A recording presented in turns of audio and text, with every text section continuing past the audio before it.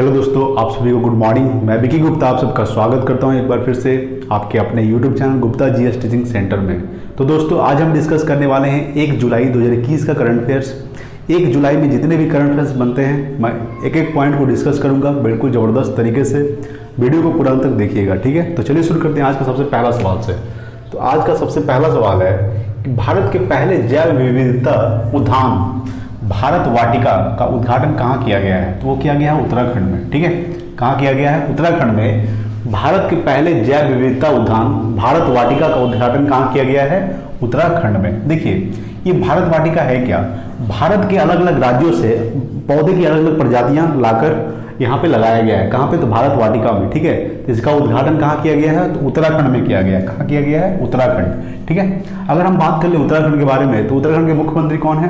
तो तीरथ सिंह रावत जो है उत्तराखंड के मुख्यमंत्री हैं, और राज्यपाल है बेबी रानी मौर्य, ठीक है। बेबी रानी मौर्य उत्तराखंड के राज्यपाल है, और तीरथ सिंह रावत जो है उत्तराखंड के मुख्यमंत्री हैं। अगर हम बात करें उत्तराखंड के बारे में, तो देखिए उत्तराखंड में लोकसभा सीट है 5 लोकसभा सीट है। कितनी लोकसभा सीट है? 5 लोकसभा सीट, ठीक है। जिम कॉर्बेट नेशनल पार्क जो भारत का सबसे पुराना नेशनल पार्क है, वो कहाँ स्थित है? तो वो उत्तराखंड में स्थित है, ठीक है। इसका पुराना नाम क्या है? तो heli national park, Jim Corbett national park का पुराना नाम है, जिसका स्थापना कब हुआ था? 1936 ईस्वी को, ठीक है। तो सवाल था कि भारत के पहले जैव विविधता उद्यान भारत वाटिका का उद्घाटन कहाँ किया गया है? तो उत्तराखंड में। देखिए, Jim Corbett national park, Corbett national park, ठीक है, फूलों का घाटी राष्ट्रीय उद्यान, राजा जी राष्ट्रीय उद्यान, सब कहाँ स्थित है? तो वो स्थित है उत्तराखंड, ठीक है। उत्तराखंड किस राज्य से अलग अलग होकर एक राज्य बना था? तो यूपी से अलग होकर बना था। कब बना था? तो 2000 ईस्वी को, ठीक है। यानी उत्तराखंड यूपी से अलग होकर एक राज्य बना था, ठीक है। वो कब बना था? तो 2000 ईस्वी को, ठीक है ना। चलिए अगला सवाल देखते हैं। सेकंड नंबर है, दूसरा नंबर सवाल कि किस शहर में कोरोना वायरस का पता लगाने के लिए फेस स्कैनर का उपयोग किया है? ठीक है। सवाल है कि किस शहर में कोरोना वायरस का पता लगाने के लिए फेस स्कैनर का उपयोग किया है? तो अबू धाबी में, ठीक है। अबू धाबी में जो है फेस स्कैनर का उपयोग किया है कोरोना वायरस को पता लगाने के लिए, ठीक है। कहाँ किया है? Abu Dhabi. अबू धाबी किसकी राजधानी है? तो यूएई संयुक्त अरब अमीरात से, ठीक है। संयुक्त अरब अमीरात की राजधानी है अबू धाबी, ठीक है ना। इसका मुद्रा क्या है? तो दिरहम, ठीक है। दिरहम जो है अबू धाबी की क्या है? मुद्रा है। अगर हम बात करें कि सवाल था कि किस शहर में कोरोना वायरस का पता लगाने के लिए फेस स्कैनर का उपयोग किया है? तो अबू धाबी में, ठीक है। अबू धाबी किस महाद्वीप में स्थित है? तो ये यूरोप महाद्वीप में स्थित है। किस महाद्वीप में? यूरोप महाद्वीप में, ठीक है। और यूएई अबू धाबी की क्या है? अबू धाबी जो है यूएई की राजधानी है। इसकी मुद्रा क्या है? यूएई की, तो दिरहम यूएई की मुद्रा है, ठीक है। संयुक्त अरब अमीरात, ठीक है। चलिए नेक्स्ट देखते हैं 3 नंबर सवाल। 3 नंबर सवाल है कि हाल ही में कौन सा देश अंतर्राष्ट्रीय सौर संगठन में शामिल हुआ है?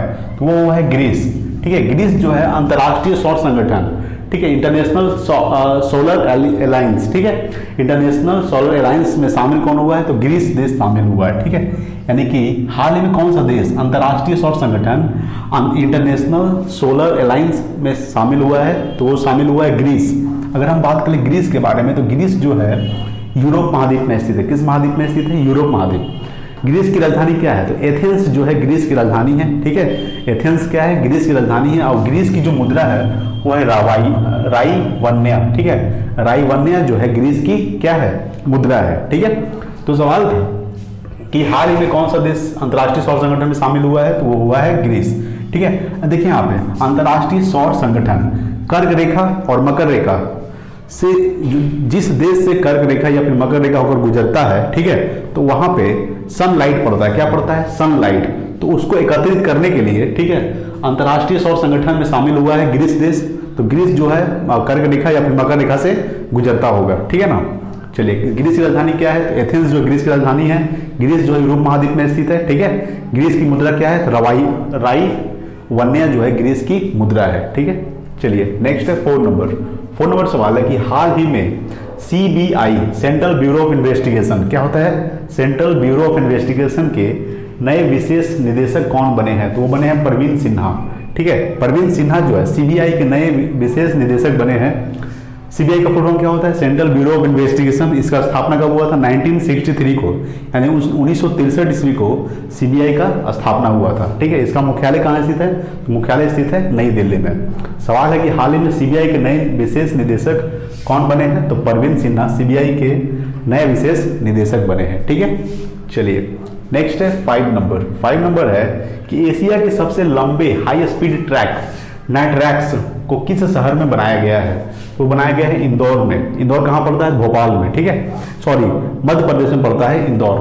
मध्य प्रदेश की राजधानी है भोपाल। ठीक है, एशिया के सबसे लंबे हाई स्पीड ट्रैक जिसको बोलते हैं नाइट्रैक्स को किस शहर में बनाया गया है? तो बनाया गया है इंदौर में। देखिए, एशिया के सबसे लंबे है तो इसका लंबाई कितना है? 11.3 किलोमीटर। कितना है? 11.3 किलोमीटर इसकी लंबाई है। अगर एशिया के सबसे लंबे है, अगर पूरी दुनिया पूछे तो 5वां सबसे लंबा है। ठीक है, 5वां सबसे लंबा है जिसका नाम है नाइट्रैक्स। तो दोस्तों हम लोग बात कर रहे थे, जो सवाल था कि एशिया के सबसे लंबे हाई स्पीड ट्रैक नाइट्रैक्स को किस शहर में बनाया गया है? वो बनाया गया है इंदौर में। ठीक है, देखिए एशिया के सबसे लंबे हाई स्पीड ट्रैक जिसका नाम क्या है? नाइट्रैक्स को किस शहर में बनाया गया है? इंदौर। इंदौर कहाँ पड़ता है? मध्य प्रदेश। ठीक है, अगर हम बात करें, देखिए एशिया के सबसे लंबे हाई स्पीड है। अगर आपसे पूछे दुनिया के सबसे कितना नंबर पे आता है, तो ये 5वें नंबर पे आता है। 5वां सबसे लंबे हाई स्पीड ट्रैक है पूरी दुनिया का। एशिया का सबसे लंबा है, लेकिन दुनिया का पूरा 5वां सबसे लंबा है। ठीक है, अगर हम बात करें इंदौर के बारे में, तो देखिए इंदौर कहाँ पड़ता है? मध्य प्रदेश में। मध्य प्रदेश की स्थापना कब हुआ था? तो 1956 को हुआ था। मध्य प्रदेश की राजधानी भोपाल। ठीक है, मध्य प्रदेश के मुख्यमंत्री हैं शिवराज सिंह चौहान। मध्य प्रदेश के राज्यपाल आनंदीबेन पटेल। ठीक है, और आनंदीबेन पटेल जो है उत्तर प्रदेश के भी राज्यपाल हैं। ठीक है ना। देखिए, माधवगढ़ राष्ट्रीय उद्यान, माधव राष्ट्रीय उद्यान, ठीक है, कान्हा राष्ट्रीय उद्यान, सतपुड़ा राष्ट्रीय उद्यान, सब कहाँ स्थित है? ये तो मध्य प्रदेश में स्थित है। सबसे ज़्यादा बाघ कहाँ पाया जाता है? तो मध्य प्रदेश में पाया जाता है। सबसे ज़्यादा वन यानी जंगल कहाँ पाया जाता है? तो मध्य प्रदेश में पाया जाता है। मध्य प्रदेश जो है 5 राज्यों के साथ सीमा साझा करता है। कितने राज्यों के साथ? 5 राज्यों के साथ। ठीक है, तो सवाल था कि एशिया के सबसे लंबे हाई स्पीड ट्रैक नाइट्रैक्स को किस शहर में बनाया गया है? तो बनाया गया है इंदौर में। ठीक है, कहाँ बनाया गया है? इंदौर में। अगला सवाल है कि 6 नंबर सवाल है कि 28 जून को भारत के 10वें प्रधानमंत्री पीवी नरसिम्हा राव को कौन सी जयंती मनाई गई है? ये मनाई गई है 100वीं जयंती। कौन जयंती? 100वीं जयंती मनाई गई है। कब मनाई गई है? 28 जून को। तो भारत के 10वें प्रधानमंत्री पीवी नरसिम्हा राव की कौन सी जयंती मनाई गई है?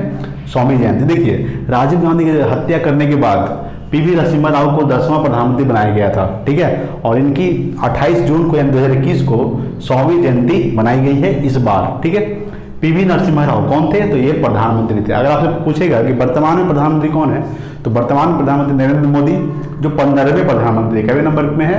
15वें प्रधानमंत्री हैं। और जो राष्ट्रपति है रामनाथ कोविंद वो 14वें राष्ट्रपति है। और जो उपराष्ट्रपति वेंकैया नायडू वो 13वें उपराष्ट्रपति है। ठीक है, तो सवाल था कि 28 जून को भारत के 10वें प्रधानमंत्री पीवी नरसिम्हा राव की कौन सी जयंती मनाई गई है? तो 100वीं जयंती मनाई गई है। ठीक है, नेक्स्ट है 7 नंबर सवाल कि किस देश ने बैहेतन जल विद्युत संयंत्र का संचालन शुरू किया है? तो वो किया है चीन ने।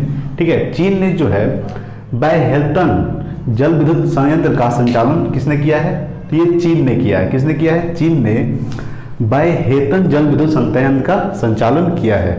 अगर हम बात कर ले चीन के बारे में, चीन की राजधानी क्या है? बीजिंग। चीन के राष्ट्रपति शी जिनपिंग, चीन की मुद्रा युआन। ठीक है, चीन की सबसे लंबी नदी यांगत्से नदी जो एशिया की सबसे लंबी नदी है, जिसकी लंबाई है 6300 किलोमीटर, 6300 किलोमीटर। ठीक है, एशिया भारत और चीन के बीच कौन सी रेखा है?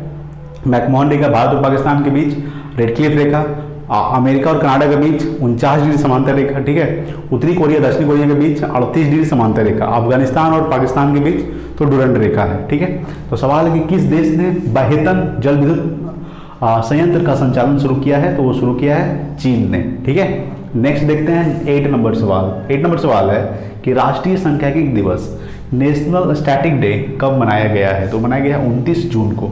ठीक है, 29 जून को नेशनल स्टैटिक डे यानी कि राष्ट्रीय सांख्यिकी दिवस मनाया गया है 29 जून को। किनके याद में? तो प्रशांत चंद्र महालनोबिस। ठीक है, प्रशांत चंद्र महालनोबिस के याद पर 29 जून को राष्ट्रीय सांख्यिकी दिवस मनाया जाता है। देखिए, 29 जून को एक चीज और मनाया जाता है, अंतर्राष्ट्रीय उष्ण कटिबंधीय दिवस। क्या मनाया जाता है? अंतर्राष्ट्रीय उष्ण कटिबंधीय दिवस 29 जून को मनाया जाता है। ठीक है, और राष्ट्रीय सांख्यिकी दिवस भी कब मनाया जाता है? तो 29 जून को मनाया जाता है। आपको ये पॉइंट्स को याद रखना है। नेशनल स्टैटिक डे किनके याद पर? तो प्रशांत चंद्र महालनोबिस, ठीक है, प्रशांत चंद्र महालनोबिस के याद पर 29 जून को राष्ट्रीय सांख्यिकी दिवस मनाया जाता है, ठीक है। नेक्स्ट देखते हैं 9 नंबर सवाल। 9 नंबर सवाल है, दुनिया के सबसे बड़े क्रिप्टो करेंसी एक्सचेंज प्लेटफॉर्म बिनांसे को किस देश में प्रतिबंधित किया है? तो वो क्या है? ब्रिटेन में, ठीक है। देखिए ये है क्रिप्टो करेंसी एक्सचेंज, ठीक है। क्रिप्टो करेंसी एक्सचेंज होता है यानी बदलाव होता है, ठीक है। देखिए क्रिप्टो करेंसी एक्सचेंज जो है ये ऑनलाइन शॉपिंग है। क्या होता है? Online shopping. इसके द्वारा ऑनलाइन शॉपिंग किया जाता है। तो ये प्रतिबंधित कर दिया है, किसने किया है? तो ब्रिटेन देश ने, यानी कि दुनिया के सबसे बड़े क्रिप्टो करेंसी एक्सचेंज प्लेटफॉर्म बिनांसे को किस देश ने प्रतिबंधित किया है? तो ब्रिटेन ने किया है। ब्रिटेन का और क्या क्या नाम हो सकता है? यूनाइटेड किंगडम, ठीक है, इंग्लैंड, सब क्या बोलते हैं? ब्रिटेन को ही बोलते हैं, ठीक है। तो ब्रिटेन की राजधानी क्या है? लंदन ब्रिटेन की राजधानी है, ठीक है। और ब्रिटेन की जो मुद्रा है वो है पाउंड स्टर्लिंग। पाउंड स्टर्लिंग जो है ब्रिटेन की मुद्रा है। तो सवाल था कि दुनिया के सबसे बड़े क्रिप्टो करेंसी एक्सचेंज प्लेटफॉर्म बिनांसे को किस देश ने प्रतिबंधित किया है? तो वो क्या है? ब्रिटेन ने। प्रतिबंधित का मतलब प्रतिबंध कर दिया, बैन कर दिया है, ठीक है। नेक्स्ट देखते हैं 10 नंबर। 10 नंबर है कि किन दो देशों की नौसेनाओं के बीच सी ब्रिज ड्रिल्स नामक युद्ध अभ्यास शुरू हुआ है? तो वो हुआ है यूक्रेन और अमेरिका के बीच, ठीक है। यूक्रेन और अमेरिका के बीच जो है सी ब्रिज ड्रिल्स, ठीक है, सी ब्रिज ड्रिल्स नामक युद्ध अभ्यास शुरू किया गया है। किन के बीच? यूक्रेन और अमेरिका के बीच। अगर हम बात करें यूक्रेन के बारे में तो यूक्रेन किस महाद्वीप में स्थित है? तो ये यूरोप महाद्वीप में स्थित है। यूक्रेन की राजधानी है कीव, ठीक है। कीव जो है यूक्रेन की राजधानी है। अगर हम बात कर ले अमेरिका के बारे में तो अमेरिका की राजधानी क्या है? Washington DC. अमेरिका के राष्ट्रपति जो बाइडेन जो है 46वें राष्ट्रपति अमेरिका के, और 49वें नंबर के उपराष्ट्रपति है कमला हैरिस, ठीक है। अमेरिका राजधानी वाशिंगटन डीसी जो है पोटोमेक नदी के किनारे स्थित है। कौन सी नदी? पोटोमेक नदी। और यूएसए की सबसे लंबी नदी है मिसूरी नदी, ठीक है।